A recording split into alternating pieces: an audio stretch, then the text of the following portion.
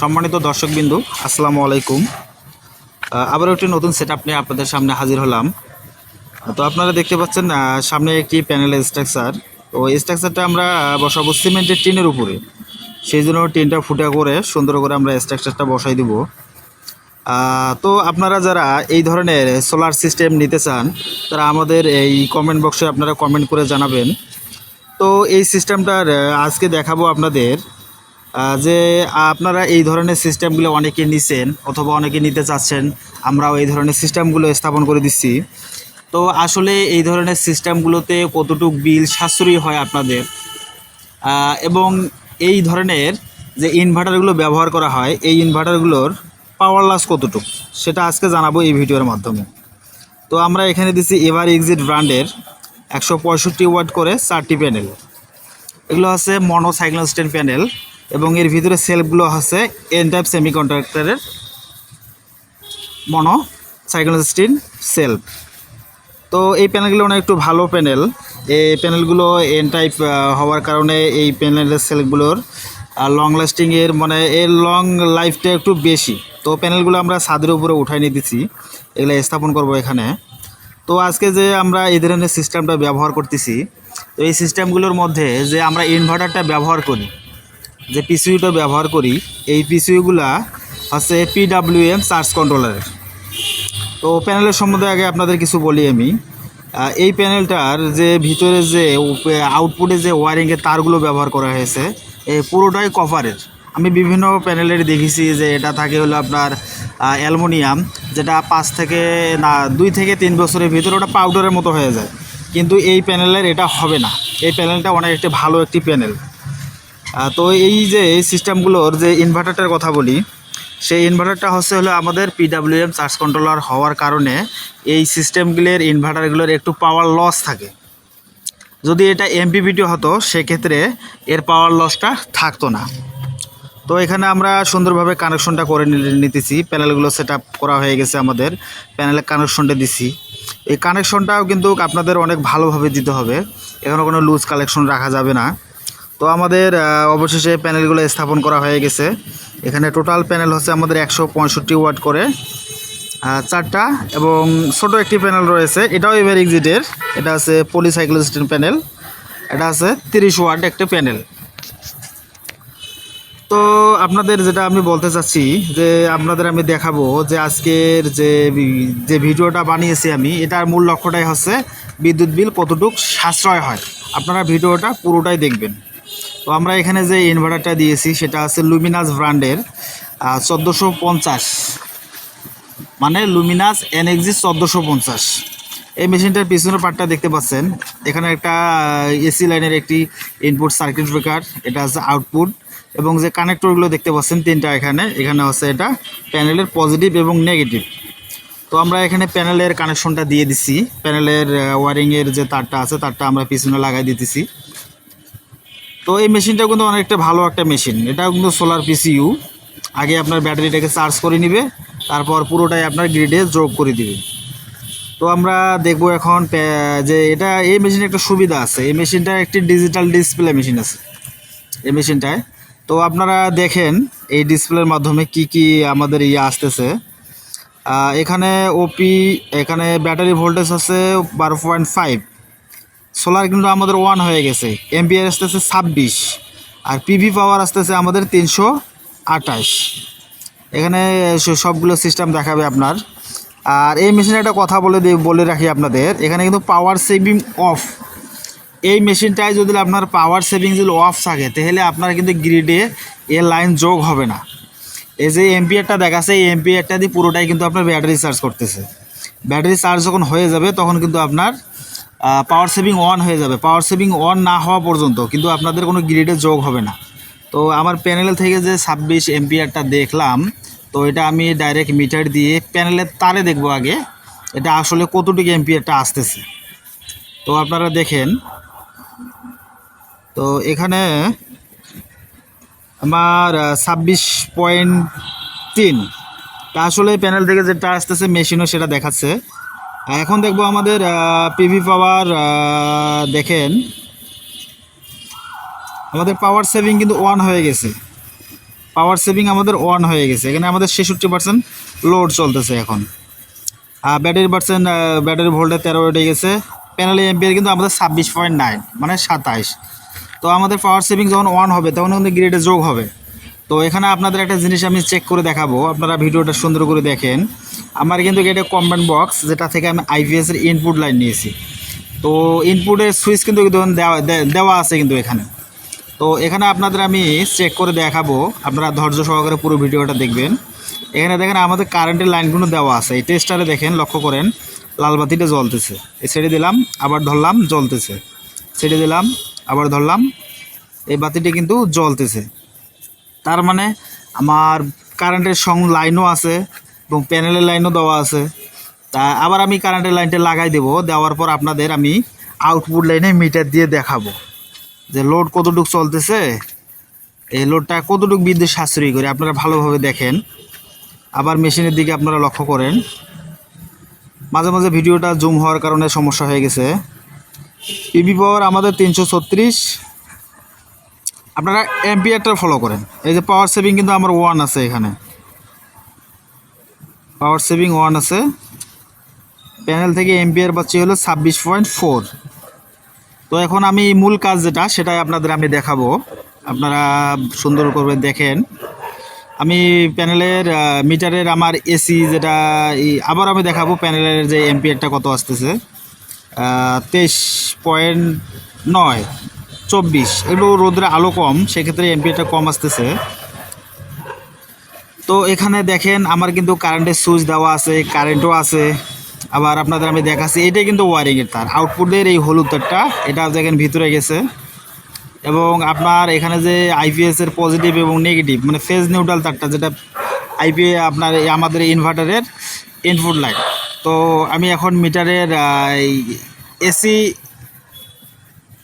ইনপুটের অ্যাম্পিয়ার মাপার সিলেকশন সুইচটা দিব, দিয়ে আপনাদের আমি লোডের ইয়েটা দেখাবো। তো আপনারা ভিডিওটা ধৈর্য সহকারে দেখেন, তাহলে বুঝতে পারবেন। তো আমি এখন দেখেন এসি অ্যাম্পিয়ারে দিয়ে দিছি। আমি লোডটা মাপবো এখন। আউটপুট লোড 1.5 মানে 1.6। তাতে আপনার লোডটা আসতেছে 1.6। এই দেখেন তারটা 1.6। এখানে আপনার লোড আসতেছে এই অ্যাম্পিয়ারটাকে আপনারা যোগ করবেন ভোল্টেজের সাথে 220। আপনার 1.6 220 গুণন করলে হয় 350 ওয়াট। কারেন্টের লাইন কিন্তু দেওয়া আছে এখানে। আবার আমার যে ইনপুট যেটা লাইন আছে কারেন্টের ফেজে, ওখানে দেখেন 0 অ্যাম্পিয়ার দেখাচ্ছে, মানে 0.1 অ্যাম্পিয়ার। তার মানে এখানে আপনার 18 থেকে 20 ওয়াটের মতো দেখাচ্ছে। এটা পাওয়ারলেস কারেন্টের এটা দেখাচ্ছে, কারণ আপনার কারেন্ট আছে। কারেন্ট থাকলে আইপিএস ইনভার্টারগুলো কি হয়, পুরোটাই কারেন্ট দিয়ে চলে।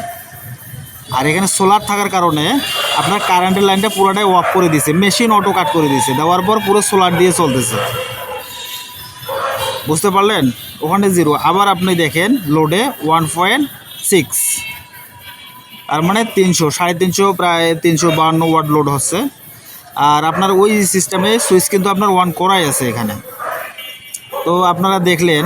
তো আপনাদের আমি আরও সবগুলো খোলামেলা দেখাবো। তো ওখানে আমার কিন্তু কারেন্টের সুইচ কিন্তু দেওয়া আছে, পিনও লাগানো আছে, সবগুলোই আছে এখানে। এখানে আপনাদের আমি প্যানেলের লাইনটা এখন খুলে দেখাবো। সেই জন্য আমি প্যানেলের একটি তার খুলবো এখান থেকে। প্যানেলের তারটা যদি আমি এখানে খুলি, তার মানে প্যানেল যে আপনাকে এতক্ষণ সাপোর্টটা দিছিল ওটা কিন্তু অফ হয়ে যাবে পুরাটাই। তখন কি কারেন্ট যেহেতু আছে, পুরাটাই কারেন্ট থেকে নেবে। আপনার যে লোডটা আউটপুটে যাচ্ছে সেই লোডের এম্পিয়ারটা কিন্তু আপনার ইনপুটে দেখাবে। তো আমি কিন্তু প্যানেলের তারটা খুলে দিলাম। খুলে দেওয়ার পর আপনি ডিসপ্লেতে দেখেন, এখানে ফলো করেন। তারপর এই লোডগুলোর, এই ইনভার্টারগুলোর কিন্তু একটু পাওয়ার লস থাকে। পাওয়ার লস কেমন আপনাদের আমি পরবর্তীতে বলতেছি, আগে এটা দেখেন। এই যে কারেন্টের লাইন কিন্তু আপনার দেওয়াই আছে, মিটার 0 করলাম। আবার আমি আউটপুট লাইনে দেখব কত লোড চলতেছে আমার বাসা বাড়িতে। এই দেখেন পুরো লোড কিন্তু আমার 1.76। এটা মিটারের কারণে একটু দেখায়। তো এখানে দেখাবো আপনার, এখানে দেখেন 2.5।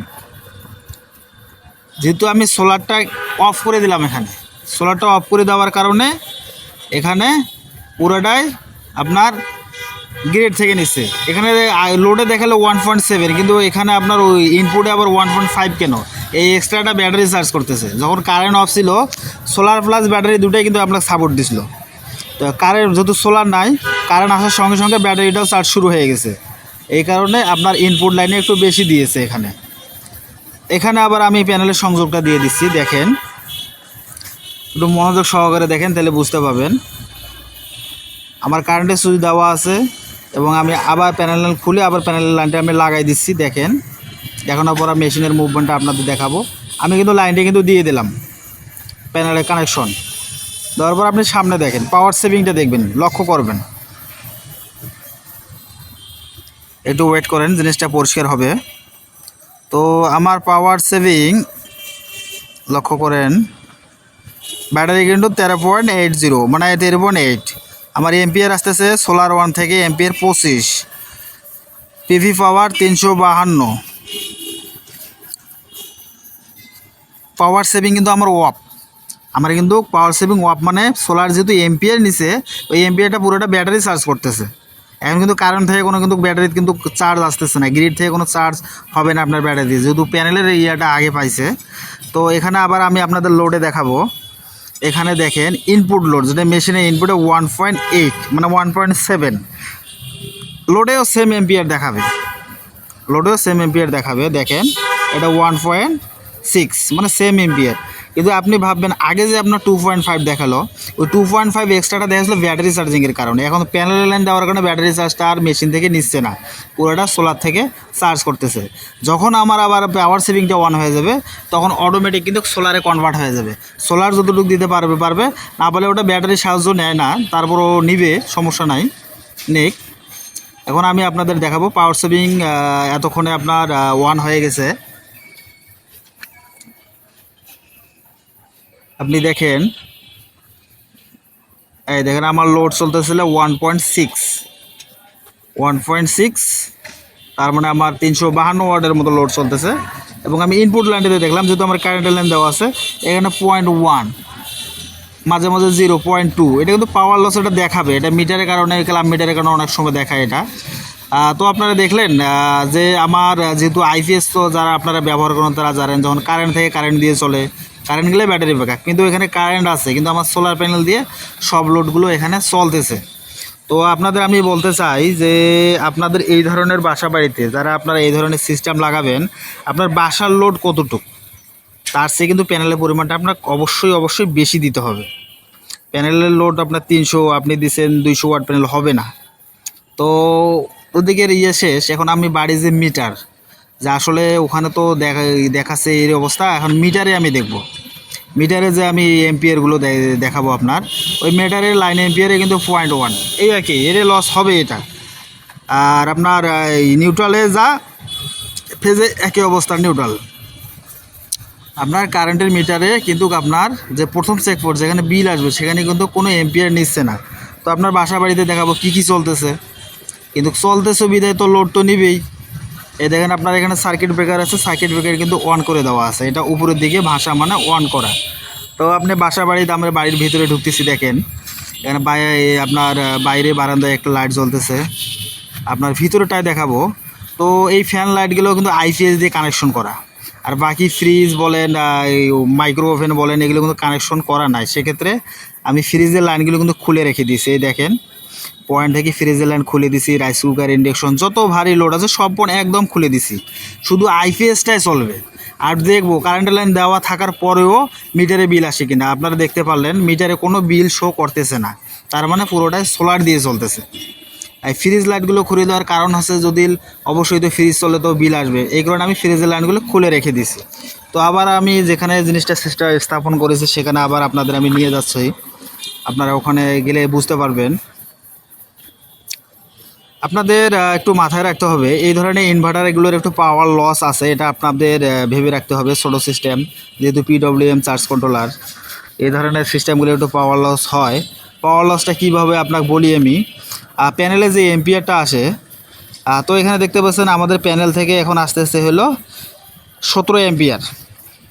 17 এম্পিয়ার, আগে আসলে 26, তো এখানে আমাদের একটু প্যানেলের ক্যাপাসিটিটা একটু কমে গেল, রোদ যেহেতু কমে গেছে সেক্ষেত্রে আমার গ্রিড থেকে কিছুটা হলো চার্জ নিবে, কিছুটা হলো। এখানে আমার দেখেন মেন লাইন থেকে লোড নিচ্ছে কত, তো ভালো করে দেখেন মেন লাইন থেকে লোড নিচ্ছে হলো আমার 1.5 অথবা 6, 1.5 অথবা 6, 0.5 যদি নেয় সেক্ষেত্রে আমার হবে 120 ওয়াটের মতো হবে আর কি।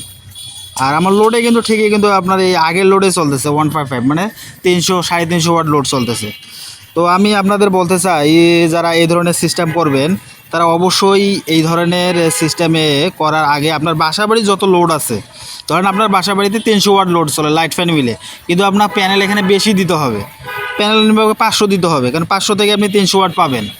কিন্তু যদি আপনি 300 ওয়াট প্যানেলে দিচ্ছেন কিন্তু 300 থেকে 300 পাবেন না, 300-র কম যখন আপনার আসবে তখন এই ধরনের সিস্টেম কিন্তু আপনার পাওয়ার সেভিং মোডটা অন হবে না। সেক্ষেত্রে পাওয়ার সেভিং অন হওয়ার জন্য আপনাকে বেশি প্যানেলটাই দিতে হবে। তো এই সিস্টেমটা যদি আপনাদের ভালো লেগে থাকে অথবা আমার যদি কোনো কথাবার্তায় যদি ভুল হয়ে থাকে বা কিছু হয়ে থাকে, যারা বেশি জানেন তারা অবশ্যই আমাকে একটু এই কমেন্টের মধ্যে সমাধান দিবেন। আর যদি এই ভিডিওটা আপনাদের সবার ভালো লেগে থাকে সেক্ষেত্রে চ্যানেলটাকে একটু সাবস্ক্রাইব করে দেবেন, দেওয়ার পর লাইক কমেন্ট করে পাশে থাকবেন। আর যদি এই ধরনের সিস্টেম আপনারা নিতে চান সেক্ষেত্রে আমরা কমেন্ট বক্সে শেয়ার করবেন।